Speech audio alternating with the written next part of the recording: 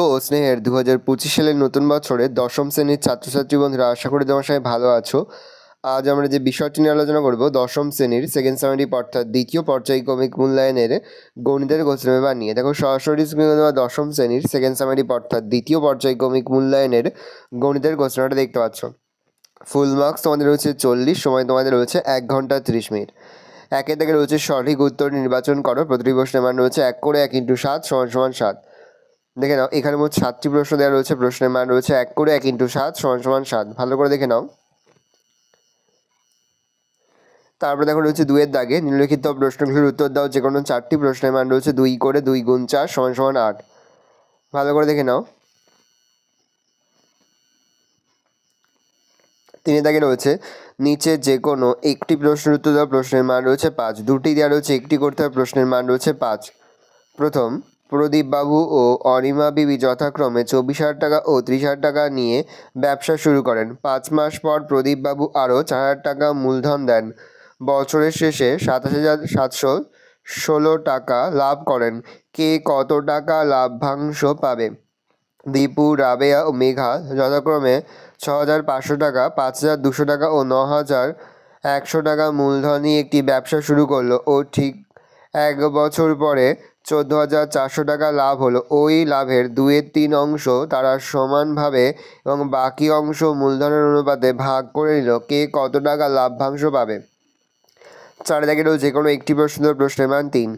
a × b এবং b × c হলে প্রমাণ করো a³ b³ + b³ c³ + c³ a³ × a b c a³ + b³ + c³ সমাধান করো। x/x + 1 + x + 1/x = 2 পূর্ণ 1/12। x ≠ 0 -1।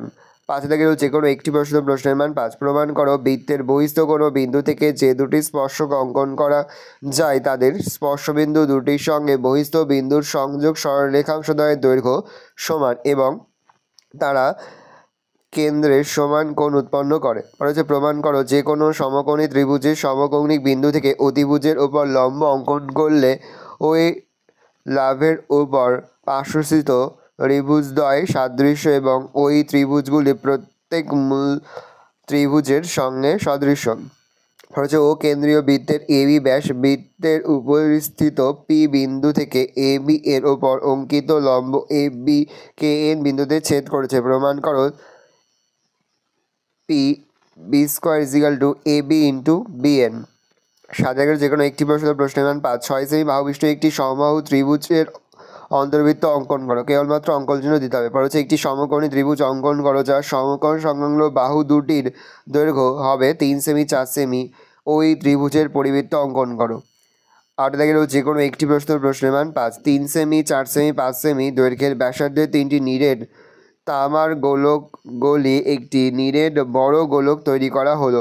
বড় গোলকটির ব্যাসার্ধের দৈর্ঘ্য হিসাব করে লেখো। পরের প্রশ্ন, লম্ববৃত্তাকার শঙ্কুর আকৃতির একটি তাঁবু তৈরি করতে ৭০ বর্গমিটার ত্রিপল লাগে।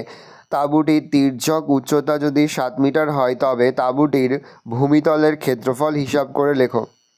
ভালো করে দেখে নাও। এই রয়েছে টোটাল তোমাদের সেকেন্ড সামেটিভ অর্থাৎ দ্বিতীয় পর্যায়ক্রমিক মূল্যায়নের দশম শ্রেণীর গণিতের কোশ্চেন পেপার। ভালো করে কোশ্চেনটা দেখে নাও।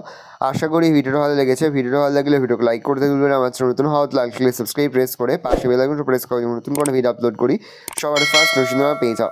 আর এদের মধ্যেই আমরা কিন্তু দশম শ্রেণীর গণিতের সম্পূর্ণ অধ্যায়ভিত্তিক ক্লাসমেট সেশন কিন্তু আপলোড করে দেবো। এখনও পর্যন্ত সেই ভিডিওটি না দেখাতেও ভিডিওতে কিন্তু তাড়াতাড়ি দেখে নাও। তোমাদের সকলকে জানাই আগাম পরীক্ষার অনেক অনেক শুভেচ্ছা এবং অভিনন্দন। আশা করি সকলের পরীক্ষা খুব ভালো হবে।